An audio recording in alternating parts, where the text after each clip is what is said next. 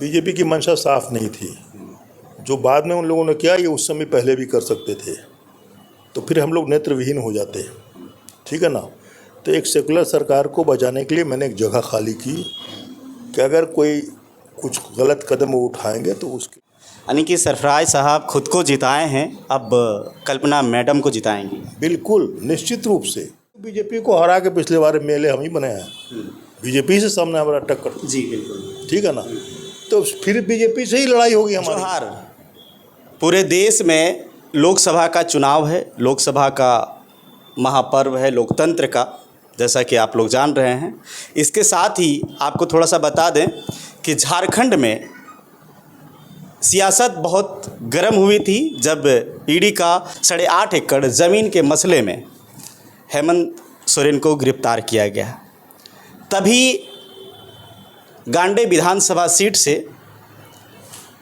तत्कालीन विधायक सरफराज अहमद जो है वहाँ से इस्तीफ़ा देते हैं। इस्तीफ़ा इसलिए दिया गया, वो आप सारी प्रकरण को समझ पा रहे होंगे, ताकि वहाँ पूर्व मुख्यमंत्री हेमंत सोरेन की पत्नी चुनाव लड़ सके। अब समय आ गया है, उपचुनाव की घोषणा भी, तारीखें भी तय हो चुकी है। इस वक्त में गांडे विधानसभा के पूर्व विधायक सह राज्यसभा सांसद सदस्य सरफराज अहमद के पास हूं, और यहाँ में मेरे साथ बात करने के लिए हैं। सारी प्रकरण को आपको बताएंगे, सारी क्या कुछ है गांडे विधानसभा में। अभी चूंकि मैडम यहाँ चुनाव लड़ेगी, क्या कुछ है ये सारे हम जानने का प्रयास करेंगे। जोहार आपको। जोहार भैया, जोहार, बोलिए। जोहार। आपने इस्तीफ़ा दिया, और आपने इस्तीफ़ा देने के बाद क्या चीज़ के लिए दिया, ये सारी चीज़ें तो क्लियर हो गई। आपने सभा से, जब मैडम का 2 दिन का दौरा था, उस सभा में भी आपने बोले कि मैं अपने से बेहतर प्रत्याशी गांडे विधानसभा को दे रहा हूँ। अब आपके पास क्या जिम्मेदारी है, चूँकि अब मैडम ऑफिशियली तो नहीं कह सकते हैं, लेकिन मैडम यहाँ चुनाव लड़ेगी, ये तय हो चुकी है। ऐसा है कि मैंने ही निमंत्रण दिया उनको या चुनाव लड़ने के लिए, और जिससे मैंने इस्तीफ़ा किया उसमें 2-3 बातें थी कि बीजेपी की मंशा साफ नहीं थी। जो बाद में उन लोगों ने किया ये उस समय पहले भी कर सकते थे, तो फिर हम लोग नेत्रविहीन हो जाते। ठीक है ना। तो एक सेकुलर सरकार को बचाने के लिए मैंने एक जगह खाली की कि अगर कोई कुछ गलत कदम वो उठाएंगे तो उसके लिए मैंने एक जगह रखी कि यहाँ से किसी को, तो आप समझिए कि मेरी एक मेमोरी तो बाद में अपने क्षेत्र के लोगों को समझाया। जब हमारे क्षेत्र के लोगों ने हमसे पूछा, आपने इस्तीफ़ा दे दिया जल्दीबाजी में, हम लोगों से पूछा भी नहीं फला, तो मैंने समझाया कि मैं एमएलए रहूं वो ज़रूरी है कि एक सेकुलर सरकार झारखंड में रहे वो ज़रूरी है। तो वो समझ गए बात को, बोले नहीं सेकुलर सरकार की रहना ज़रूरी है। तो मैं रहूं ना रहूं, लेकिन सरकार तो बचाना होगा। तो मैंने वो कदम उठाया, और एक जगह भी हमने दिया कि अगर कुछ घटना घटती है तो नेतृत्व जो हमारा रहेगा वो आखिर कहीं से चुनाव लड़ेगा। तो मैंने वो जगह दिया जी। लेकिन अभी अब मैडम दौरे पर हैं, दौरे पे आ चुकी हैं, फिर होली के बाद दौरा उनका शुरू हो रहा है। अब जो है सरफराज साहब के पास क्या जिम्मेदारी है, कितनी जिम्मेदारी? सबसे बड़ी जिम्मेदारी मेरी है भैया। गांडे के चप्पा चप्पा, एक एक गली कूचा रास्ता, एक एक भाई, हमारे जो वोटर हैं वो वोटर हमारे नहीं हैं, वो हमारे परिवार के सदस्य हैं। उनके हर मुसीबत में मैं खड़ा रहता हूँ। जीनी है, मरनी है, अस्पताल है, स्कूल है, कॉलेज है, कहाँ रोड बनना ज़रूरी है, कहाँ बाद में भी काम चलेगा, कहाँ कॉलेज बनाना है, कहाँ पुलिया बनाना है, चप्पा चप्पा। और एक एक भाई हमारा, एक एक बहन हमारा, हमको मेरे मोबाइल का नंबर सब जगह है, हर गांव में। उसको तकलीफ़ दर्द होता है तो तुरंत हमको फ़ोन करता। मैं विधायक रहूं ना रहूं, लेकिन मैं अपने क्षेत्र को बड़ा संभाल के मैं रखे हुआ हूँ। ये बात सही है, 2-4-10 लोग, अब सबको तो आदमी खुश नहीं कर सकता है ना। तो कुछ लोगों को हो सकता है कुछ किसी कारण वो कुछ दर्द होगा, कोई बात हो गई, या दूसरे दल से उनका दोस्ताना होगा, तो वो सब चलता है राजनीति में, से कोई बात नहीं। यानी कि सरफराज साहब खुद को जिताए हैं, अब कल्पना मैडम को जिताएंगी। बिल्कुल निश्चित रूप से बहुत अच्छे ढंग से जिताएंगे, मैं आपसे कह सकता हूँ। एक समीकरण समझना चाह रहे हैं, क्योंकि अभी देख रहे हैं कि विश्व की सबसे बड़ी पार्टी कही जाती है, या भारत की सबसे बड़ी पार्टी जो भाजपा है, उसके साथ आपका टकराव है।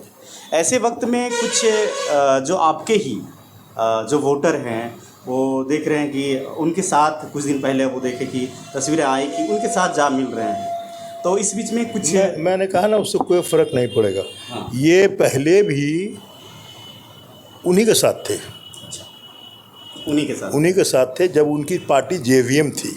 हाँ। तो उनके साथ थे वो। और जब वो बीजेपी में चले गए तो उस समय वो बीजेपी में नहीं गए। अब हो सकता है उनको हो कि बाद में इनको लेंगे, तो उन्हीं के आदमी थे, उनके साथ चले गए। और उससे बहुत अंतर नहीं है, एक गांव में भी इसका असर नहीं होगा, मैं आपसे कह सकता हूँ, ऐसा कोई बात नहीं। और बीजेपी की जहाँ तक बात है, तो मैंने तो बीजेपी को हरा के पिछले बार मेले हम ही बने हैं, बीजेपी से सामने हमारा टक्कर। जी बिल्कुल, ठीक है ना। तो फिर बीजेपी से ही लड़ाई होगी हमारी, कोई दूसरी पार्टी से कोई लड़ाई नहीं होगी। बात समझ लीजिए, लड़ाई 1 to 1 बीजेपी से ही होगी। जेएमएम का सीट रहा है ये गांडे विधानसभा, बिल्कुल। आप भी यहाँ से हम भी रहे हैं, सालखन बाबू भी रहे हैं, सालखन बाबू भी रहे हैं, मैं भी रहा हूँ, कभी हम दोनों की भी लड़ाई हुई है। ये हम लोग सब एक सेकुलर जमात के माने छाता के अंदर हम लोग सब आ गए, जी। ठीक है ना। लेकिन इस वक्त एक चीज़ें और समझ में आ रही है कि जो कुछ वोटर है कुशवाहा, जो कि अभी आपके साथ एक बड़ा चेहरा जयप्रकाश वर्मा जी हैं, लेकिन उनको कहीं ना कहीं सांसद का सफ़र का टिकट नहीं मिलना, तो कहीं ना कहीं एक नाराज़गी है कुशवाहा समाज में। तो इनको कैसे झारखंड मुक्ति मोर्चा दूर करेगी, या सरफराज साहब दूर करेंगे? ऐसा है भैया, कौन लड़ेगा नहीं लड़ेगा ये फैसला नेतृत्व करता है। हाँ। हम लोग नहीं करते हैं। जी बिल्कुल। उम्मीदवारी रखनी चाहिए, हेल्दी डेमोक्रेसी है, उम्मीदवार रहिए, और नेतृत्व को जब फैसला हो जाए उसके बाद सारी उम्मीद ख़त्म। आ रही बात समाज की, बात समझने की कोशिश कीजिए, कोई समाज कितना % किसको वोट करता है ये देखने की बात है। मैं ये कह दूं कि हमारे समाज 100% हमको देगा तो मैं झूठ बोल रहा हूँ। 90+ भी हमको देता है तो मैं समझूंगा सर पूरा समाज मेरे साथ है। तो उसी तरह अन्य समाज की बात है, उन समाज का क्या पिछला रिकॉर्ड रहा है, क्या ट्रेडिशन रहा है, उसको भी तो देखिए ना। किसी एक व्यक्ति से आने जाने से कोई बहुत फ़र्क नहीं पड़ता है। मानी कुशवाहा समाज आपके साथ रहा है, आपका वोट? नहीं, मेरा वोटर तो जितने गांडे के लोग हैं सब समाज सब मेरे वोटर हैं। हाँ। ठीक है ना। हाँ। मैं जातीय आधार पर चुनाव नहीं लड़ता हूँ। नहीं हमारे हम सब समाज को लेकर चलते हैं। अब वोट के टाइम में कौन किधर जाता है वो आप खुद देख लीजिए, पिछला रिकॉर्ड उठा के देख लीजिए किसका वोट किसको मिला है क्या है। उतना मैं उसके बाद मैं देखता ही नहीं हूँ घूम करके किसने हमको दिया नहीं दिया। मैं मानता हूँ चलो मैं मिले जीत गया, मैं सबका विधायक हूँ, मेरे दरवाजे पे सब आते हैं, मैं सब जगह जाता हूँ, सबकी दिक्कतों का हम अगर रोड बनवाते हैं तो उस पर मैं ये थोड़ी मना करता हूँ कि इस रोड पर केवल यही लोग चलेगा जो हमको वोट दिया है, दूसरा नहीं चलेगा। ऐसा होता है क्या? नहीं ना होता है। रोड बनाना है, ज़रूरत है तो सब समाज के लोग चलेंगे। नल लग रहा है पानी पीने का, सब लोग पानी पिएगा। पुलिया बन रहा है किसी गांव में तो पुल पर सब लोग चढ़ सकता है, जाता आता पार होता है। तो ऐसा कुछ नहीं है। आदमी की पर्सनालिटी बहुत बड़ी चीज़ होती है, व्यक्तित्व समझ लीजिए। और उसी दिशा में हम लोग सब काम करते हैं। हमारे कार्यकर्ता सब तरह के लोग हैं, सब मिले हैं, आदिवासी भी हैं, गैर आदिवासी भी हैं, माइनॉरिटी भी हैं, सब हैं, दलित समाज के लोग भी मेरे साथ हैं, सब हैं। ये तो क्लियर हो गया है कि इस्तीफा के बाद अगर मैडम यहाँ चुनाव लड़ रही हैं तो सबसे बड़ा जिम्मेदारी दायित्व जो है सरफराज साहब का है।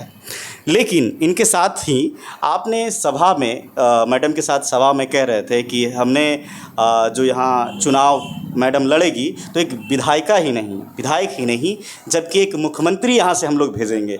तो क्या आप ये मुख्यमंत्री का चेहरा? मैंने मुख्यमंत्री नहीं कहा, मैंने कहा एक बड़ा नेता यहाँ आएगा। हाँ। जिसके ऊपर बड़ी जिम्मेवारी है, ठीक है ना। तो माननीय हेमंत सोरेन जी अभी बेचारे जेल में हैं। अब कब बेल होता है, कब आते हैं, लोकसभा चुनाव सामने है। तो मैंने उस नज़रिए से कहा था कि मैडम पर बहुत बड़ी जिम्मेवारी है।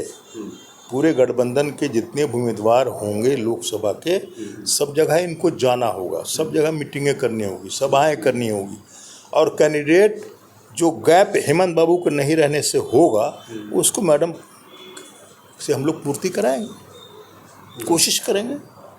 तो आपका जो इस्तीफा है उस समय का, जिस समय ये सारी प्रकरण चल रही थी कि ईडी के द्वारा गिरफ्तार किया जाएगा, तो उस समय यही सोच के खाली किया गया होगा कि मैडम यहाँ से चुनाव लड़ेंगी और फिर मुख्यमंत्री का पद या पूरे प्रदेश का दायित्व संभालेंगी? ऐसा है ना। हाँ। चूँकि एहसास इस बात का था कि ये लोग कुछ न कुछ करेंगे। हाँ। तो अब हेमंत बाबू जिसको नेतृत्व देंगे उसके लिए कुछ जगह भी तो चाहिए थी ना। हाँ। तो मैंने जगह बना दी थी, और यही कारण था। और मैंने जब दिया था उस समय 1 साल 5 दिन मेरा समय बचा हुआ था। अगर 1 साल के अंदर रहता तो शायद ये चुनाव नहीं कराते, लेकिन आज तो ये बात है चुनाव कराने के लिए, क्योंकि हरियाणा में इन्होंने मुख्यमंत्री जिसको बनाया है बदल करके मिस्टर खट्टर के जगह पर, वो एक एमपी है। तो उसको 6 महीने के अंदर हाउस में बाना है, तो तुम हरियाणा में कराओगे, गांडे में नहीं कराओगे। कानून तो बराबर है, बात समझिए, कोशिश कीजिए। मतलब कि जो विपक्ष है वो डाल तो सरफराज साहब पात चले हैं। नहीं, मैं अपने आप को मैं बहुत बड़ा नहीं मानता हूँ, लेकिन कानून और संविधान सबके लिए बराबर है, सबके लिए बराबर है।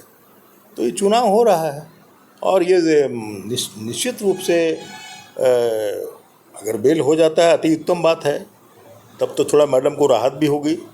अदरवाइज इनके ऊपर बहुत बड़ी जिम्मेदारी है, पूरा गठबंधन की निगाह इनके ऊपर है, पूरा देश की निगाह। हाँ, निश्चित रूप से पूरे देश की भी है, और झारखंड में पूरे गठबंधन की निगाह इनके ऊपर है। कैंपेन में लोग ले जाएंगे, बुलाएंगे, जाएंगे, सब जगह जाएंगे, कोशिश करेंगे।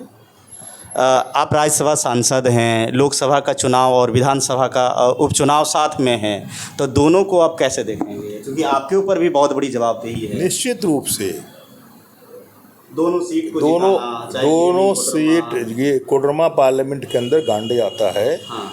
और कोडरमा पार्लियामेंट के जो भी गठबंधन के उम्मीदवार होंगे उनके लिए भी हम लोग प्रयासरत रहेंगे कि वो भी जीतें, और मैडम के लिए जिसके लिए हमने अपनी सीट खाली की है इनको भी जिताने का, इसमें कोई शक ही नहीं कि हम लोग मेहनत तक कोशिश नहीं करेंगे, नहीं करके जिताना है इनको। संघर्ष तो बढ़ गया होगा अभी, और निश्चित रूप से संघर्ष बढ़ गया, लेकिन हम लोग संघर्ष से घबराते नहीं हैं, संघर्ष को हंसते हंसते फेस करते हैं, हर संघर्ष को। और मेरा जीवन बहुत लंबा गुजरा है, राजनीतिक जीवन। मैं एमएलए 1980 में पहली बार बना। मैं नहीं जानता था कि 1980 में आप लोग की जन्म हुआ था कि नहीं हुआ था, मैं जानता बिल्कुल नहीं हुआ। तो पहली बार 80 में मैं जीता हूँ, कांग्रेस पार्टी से मैं जीता, ठीक है ना। उसके बाद बिहार के मंत्रिमंडल में मैं मिनिस्टर भी था चंद्रशेखर जी के साथ 83-84 में, और 84 दिसंबर से 89 दिसंबर तक मैं लोकसभा में चला गया। राजीव गांधी ने मुझे लोकसभा में लड़ने के लिए कह दिया, तो अब उनका बात हम नहीं उठा सकते थे। हालांकि हमने कोशिश की कि हम छूट जाए, बोले नहीं लोकसभा आना है आपको। मैं दिल्ली चला गया, फिर दिल्ली के राजनीति में लोकसभा में रहा, और उनके साथ जब तक वो जीवित रहे उनके साथ ही मैंने काम किया। एआईसीसी में मैंने काम किया 10-11 साल तक। जनता जो है सरफराज साहब को एक राजनीतिक रणनीतिकार के रूप में जानती है, तो क्या ये इस बार का जो गांडे उपचुनाव का जो राजनीतिक रणनीति होगी वो पूरी तरह से सफल? निश्चित रूप से हमने, देखिए, जैसा बीज बोओगे वैसे ना फल काटोगे यार। हाँ। मैंने पिछले 4 साल में इतने काम किए हैं कि जो पिछले 20 वर्षों में यहाँ नहीं हुए थे। रोड, पुल पुलिया, बिजली, पढ़ाई की दिक्कत थी हमारे गांडे के लोगों को, तो मैंने डिग्री कॉलेज की बिल्डिंग, आप देख लीजिएगा, घूमते घूमते जाइएगा, डिग्री कॉलेज बनवा दिया मैंने यहाँ। और बेंगाबाद में मैं डिग्री कॉलेज बनवाऊँगा।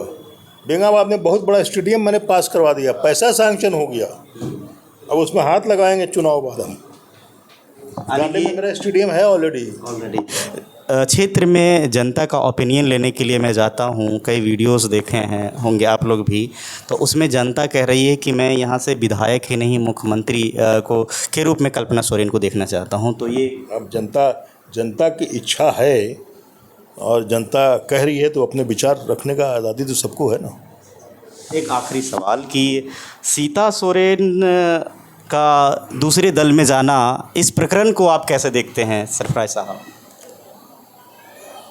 दुख की बात है कि सीता जी इतनी बड़ी पार्टी, इतना इस परिवार में रह करके न जाने किसके फेरा में आ करके वो चली गई हैं। मुझे अच्छा नहीं लगा, बस अच्छा नहीं लगा कि वो चली गई।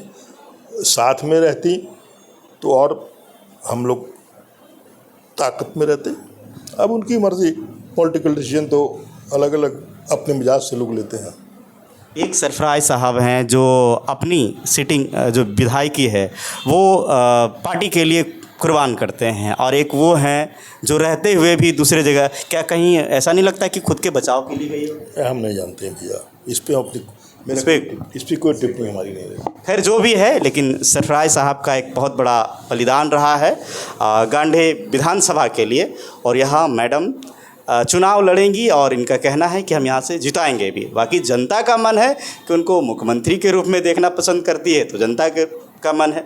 बाकी क्या कुछ होगा ये विधानसभा चुनाव के बाद, क्या रिजल्ट आएगा, उस समय पे देखना दिलचस्प होगा। और बाकी सबकी मेहनतें हैं, देखिए क्या कुछ होता है। जैसे इस कड़ी में मिलेंगे अगली कड़ी में। और हाँ, एक चीज़ और है, आपको लग रहा होगा कि मैं थोड़ा सा खबर जो है कि जेएमएम की तरफ से ऐसा कुछ लग रहा होगा, तो ऐसा कुछ नहीं है। मैं अभी तो शुरुआत है, बाकी देखते जाइए, बहुत सारे लीडर्स, बहुत सारे नेताओं का तस्वीर ये आईना प्लस के साथ आपको मिलेगा। जुड़े रहिए और दीजिए इस कड़ी में इजाज़त। जोहार।